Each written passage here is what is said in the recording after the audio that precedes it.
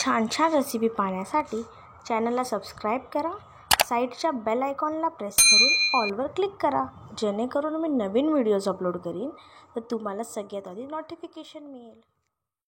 नमस्कार, मी सुष्मिता तुमचं cook with सुष्मितामध्ये खूप खूप स्वागत करते. आज आपण पाहणार आहोत चमचमीत अशी सोयाबीनची भाजी. तर ही सोयाबीनची भाजी अतिशय चविष्ट तसेच रुचकर बनून तयार होते. अशा पद्धतीने जर तुम्ही ही भाजी करून बघितली तर तुम्ही मटन चिकन सुद्धा खायला विसरून जाल, अशी ही चवीला लागते. तर या व्हिडिओला लास्टपर्यंत नक्की बघा. व्हिडिओ आवडला तर व्हिडिओला लाईक करायला विसरू नका. चला तर मग वेळ न घालवता आजच्या आपल्या रेसिपीला सुरुवात करूया. सगळ्यात आधी इथे मी सोयाबीन अर्धा तास आधी भिजवून घेतले आहेत. हे आता आपण उकळून घ्यायचे आहेत. त्यासाठी इथे मी कढईमध्ये पाणी ठेवलेलं आहे आणि जे आपण भिजवलेले सोयाबीन घेतले होते ते आपण छान 2 ते 3 मिनिटासाठी बॉईल करून घ्यायचे आहे पाण्यामध्ये. 2 ते 3 मिनिटातच हे चांगले शिजून तयार होतात. हे बघा, गॅस ठेवायचा आहे मीडियम फ्लेमवर आणि हे छान उकळून घ्यायचे आहेत. त्यानंतर 2 ते 3 मिनिटानंतर गॅस करायचा आहे बंद आणि हे लगेचच थंड पाण्यामध्ये आपल्याला घालून घ्यायचे आहेत. अशा प्रकारे चमच्याच्या साहाय्याने घ्यायचे आहे आणि हे थंड पाण्यामध्ये भिजवून घ्यायचे आहेत. त्यानंतर आता थंड पाण्यानंतर हे सोयाबीन व्यवस्थित ह्याच्यातलं पाणी आपल्याला नितळून काढायचं आहे. अशा प्रकारे प्रेस करून सोयाबीनला त्याच्यामध्ये पाणी बिलकुलही शिल्लक राहता कामा नये. इथे आपलं सोयाबीन मधलं पूर्ण पाणी काढून झालेलं आहे आणि इथे मी गॅसवर कढईमध्ये साधारण 2 चमचे तेल घेतलेलं आहे आणि त्यामध्ये इथे मी कांदा घालणार आहे. उभा बारीक चिरलेला कांदा घेतलेला आहे.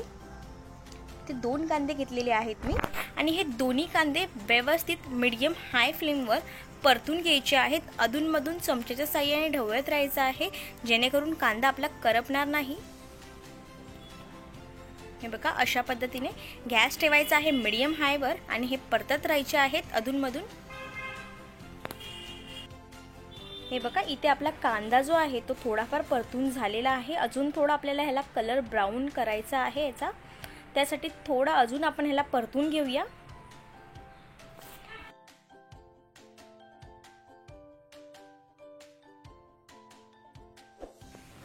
इथे आपला बघा कांदा व्यवस्थित परतून झालेला आहे. याला जास्तही परतायचं नाही आहे, जेणेकरून तो काळा पडेल. आता इथे आपण एका प्लेटमध्ये ह्या कांद्याला काढून घ्यायचा आहे. हे बघा, मी काढून घेतलेलं आहे.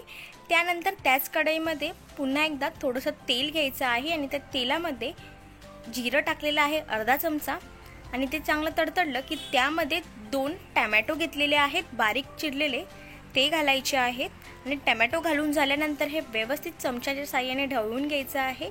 इथे मी 2 मोठे चमचे तेल घेतलेलं आहे. त्यानंतर हे ढवळून झाल्यानंतर यामध्ये आता आपण मिरची, आलं आणि लसूणचं क्रश घेतलेलं आहे करून मी, ते घालायचं आहे.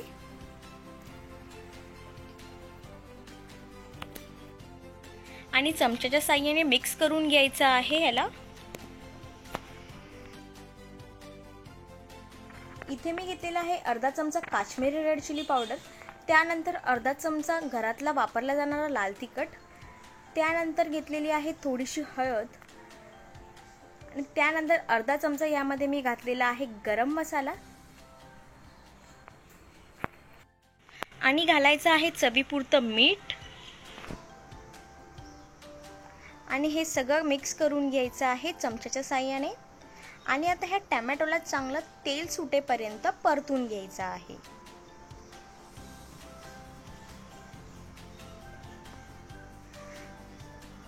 इथे आपण झाकण ठेवून ह्याला चांगलं वाफेवर शिजू द्यायचं आहे. तोपर्यंत जे आपण कांदे परतून घेतले होते ते मिक्सरला लावून घ्यायचे आहे आणि त्याची पेस्ट बनवून घ्यायची आहे. फक्त कांदेच मी मिक्सरला लावलेले आहे, पाणीही बिलकुल घालायचं नाही आहे. फक्त कांदा आपल्याला मिक्सरला फिरवून घ्यायचा आहे. हे बघा, इथे माझं फिरवून झालेलं आहे. त्यानंतर जे आपण कढईचं झाकण लावून घेतलं होतं ते झाकण काढून हे व्यवस्थित टमॅटो मिक्स करून घ्यायचं आहे आणि अशा प्रकारे चमच्याच्या साहाय्याने प्रेस करायचं आहे, जेणेकरून ते टमॅटो पटकन शिजतील. हे बघा, जोपर्यंत साईडने तेल सुटत नाही तोपर्यंत ह्यांना छान परतून घ्यायचं आहे. साधारण 5 ते 7 मिनिटं लागतात या प्रोसेसला.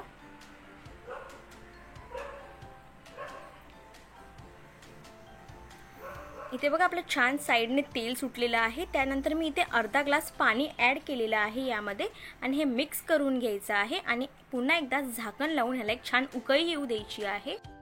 तुम्ही अशा पद्धतीने नक्की भाजी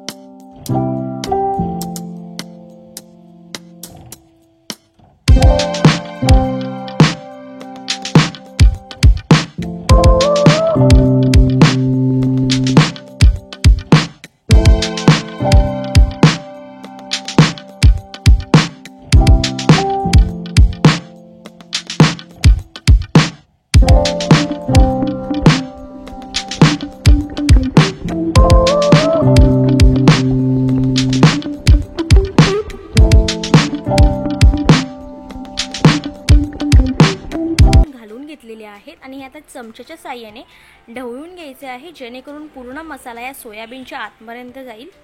अशा प्रकारे ढवळून घ्यायचा आहे आणि पुन्हा एकदा झाकण लावून साधारण 5 मिनिटांसाठी याला ठेवून द्यायचं आहे।